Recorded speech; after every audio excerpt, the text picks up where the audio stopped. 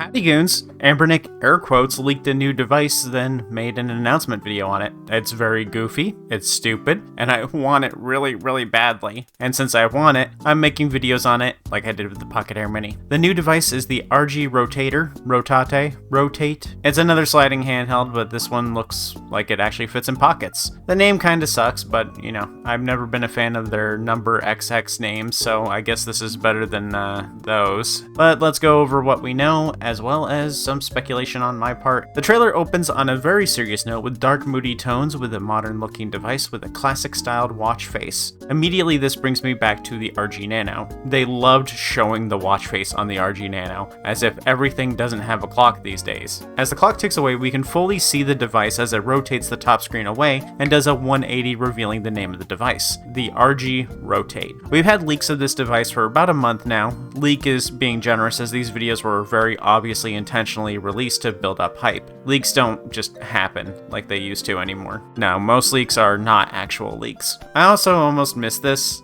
the first time I watched this video, but if you look on the back of the device, we can see the battery info. It's a 2000 milliamp hour battery, so this will either be a weaker device or one that dies quick, and maybe both, since the Miu Mini Flip was 2500 and only lasted 3 hours. While the screen rotates away, we can see that it has an SD card slot on the left, has an aluminum frame, and volume buttons on the side. We can also see that the area beneath the screen is receded a bit into the device. This is to make room for and to protect the controls. The obvious elephant in the room being that because this is a slider, not a flip, we have the issue of the screen being exposed the entire time, rather than closing like a clamshell would. You might want a thick screen protector for this one. On the backside, we can see it has 4 shoulder buttons. None of them are raised. This means it'll likely be pretty uncomfy to use the shoulders on it. But this is a classic problem with vertical handhelds. They weren't made to have shoulders, so no one has really made one that has very comfy placement for bumpers without making the device itself huge. This is just personal opinion though. Despite growing up Game Boy, I very early on transitioned to a horizontal rat thanks to the Game Boy Advance. The device's left side shows a power and macro button and a lanyard and wrist strap hole. I'm going to be completely serious here, no joke. Wrist strap holes are my favorite feature on handhelds. The back also has a hole in the upper third.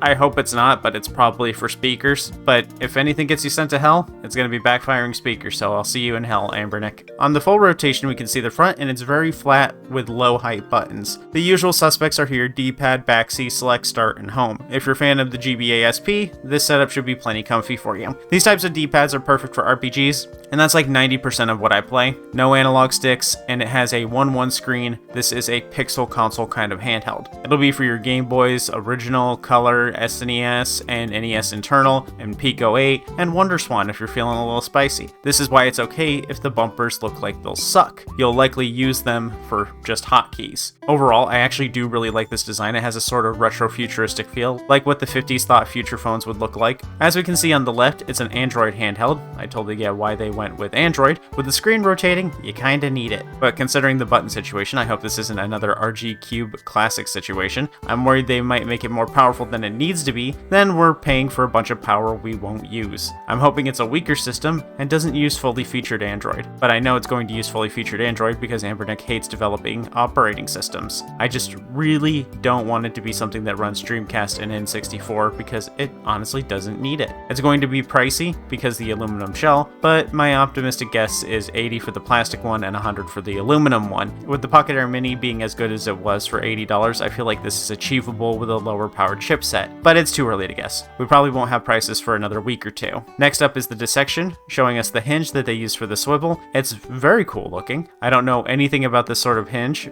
so it looks like magic to my pea brain, but they say it's been tested for high durability. We'll see how good it is once they get backed up on orders and start to rush things. We can see the plastic and aluminum comparisons now. The plastic one looks nice. I don't mind getting a plastic one, especially if it's cheaper. Hopefully they don't do something stupid like put a better chip in the aluminum one or more RAM in the aluminum one. I hate it when they divide the quality of the device based off of the exterior. I'm getting the plastic one because I want a cheaper option, not because I want a less powerful option. Now, the bottom view, we have a very nice and clean logo window on the aluminum one, but not on the plastic one. That's fine. I don't need a logo on it. I'll remember who I bought it from, trust me. No headphone jack, which the internet is very upset about, and it's pretty unfortunate since this is their second MP3 player style handheld to not have one. They know it was an issue with the last one because they they included a USB-C to headphone jack adapter and have since not learned from it. This isn't even really just an audiophile thing, but headphones direct connected via a headphone jack usually sound better than wireless or wired through an adapter. If you're trying to get music people to get this, remember that you're competing with the Snow Sky Echo Mini. It's an MP3 player for $50, is made by a well-known DAP maker, Fio, and has a built-in headphone jack, not just for 3.5mm, but for 4.4mm balanced too. If you want a good MP3 player, the Snow Sky Echo Mini is the right one right now. Very budget friendly, but still outstanding quality. But not having a headphone jack doesn't necessarily mean that the audio will suck. Depending on the internal USB, audio could be better than a headphone jack would be. Depends on how much Anbernic has thought about this. If the DAC built in isn't good, then consider picking up Fio's external DAC. Topside has a USB-C port, you just know it's going to be a slow charger. I hope not, because using a slow charger in 2026,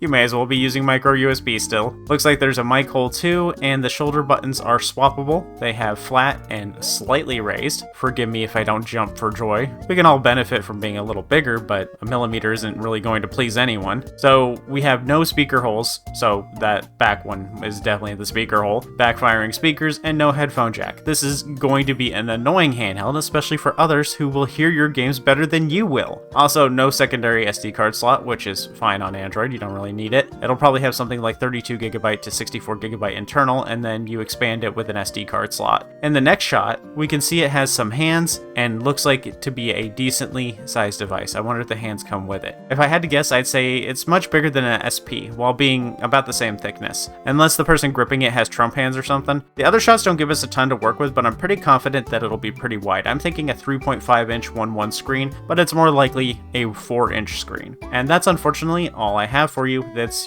from the video itself. We don't have much to work with here yet. The only gameplay was GBA, which your watch could probably run. For the size of the device, I'm going to do something crazy. We have a shot of it next to her jeans, and they have this little button where the pocket is attached. I'm going to measure the button on real jeans, then measure the device with those buttons. Out of the 3 pants I've measured, the buttons on them were 1.5 centimeters across the board, even from different brands and sizes, but I could not find a pair of pants that were likely as small as hers. After lining up the buttons, we have 9 buttons in length for the screen diagonally, which is 5 inches, which is probably too big. It's not a perfect measurement, but if I overestimated the button size because she wears small pants and because of the angle of the device or not cutting out the button precise enough, it's possible that it's probably a 4-inch screen, which is my final guess, as it makes the most sense when you remember they already have a bunch of 1:1 4-inch screens from the very successful Cube and Cube XX. That means you can expect it to be 3.5 inches tall and wide when closed. The screen size also makes sense because anything 4:3 or wider ratio is going to be the same width as it would be on a 3.5-inch screen, and you all know how much they love their 3.5-inch screens. If it is that big, then I don't think it's going to be that pocket friendly. It's going to depend on its thickness, but it's definitely going to be too big for skinny jeans or women's half-sized pockets. I'm perfectly fine with the screen size and shape. It'll be great for vertical shmups, WonderSwan, Vert and Horizontal, GB, GBC, GBA, SNES, NES, all your Pixel systems, and maybe some light DS. Although I will not be using it for that because there's no way it's going to be powerful enough to run Melon DS. And that'll also depend on how comfortable you are with smaller screens for it. 4 inches is big, like huge. Absolutely ginormous, humongous. You're welcome, fellas. But it's not big enough for DS. Sorry, fellas. There is some other speculation that we can do. The battery is 2000 milliamp hour. It also doesn't have a visible fan or vents, so it would be very dumb to use something weak and hot like the all-winner A133P. I also just think that if Anbernic was going to use the A133P, they would have done so already. It's too low powered and it doesn't really fit with what they're doing right now. For gaming power, we have a screen of the emulators from the leaks, and if it could do something impressive like PS2,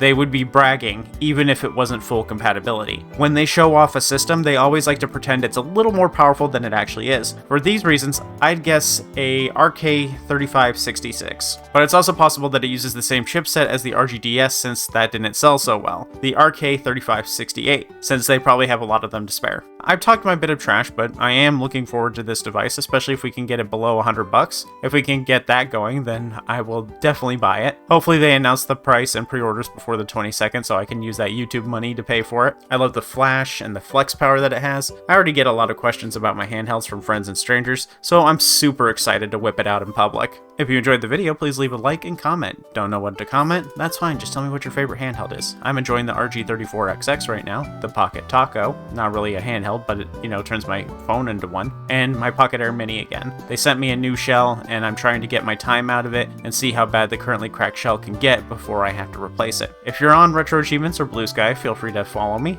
I am Nimzy Nova. Lastly, check out the Discord to talk emulation, handhelds, and games with me and the other goons. Thanks for watching, and thanks to the members on YouTube like Dragon Fanatic, AstroPixie YT, Linky, and Willy Pete. Bye!